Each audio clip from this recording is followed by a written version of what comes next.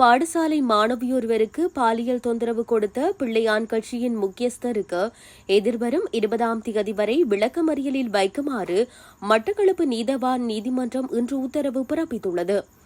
மட்டக்களப்பு மாவட்டத்தின் பிரதான பாடசாலையில் கல்வி பயிலும் மாணவிக்கு அந்த பாடசாலையின் ஆசிரியரான கோபிநாத் என்பவர் பாலியல் தொந்தரவு கொடுத்துள்ளார். இந்த மாணவி ஜனாதிபதிக்கு இவ்விடயத்தை அறிவித்துள்ள நிலையில் இந்த நபரை உடனடியாக கைது செய்து விசாரணைகளை முன்னெடுக்குமாறு கடந்த 12ஆம் தேதி ஜனாதிபதி செயலகம் அறிவித்துள்ளது. இருப்பினும் ஆசிரியரை காவல்துறையினர் கைது செய்யவில்லை என இரா சாணக்கியன் நேற்றைய தினம் நாடாளுமன்றத்தில் பகிரங்கமாக வெளிப்படுத்தியதை அடுத்து இன்று சட்டம் தன் கடமையை செய்துள்ளது.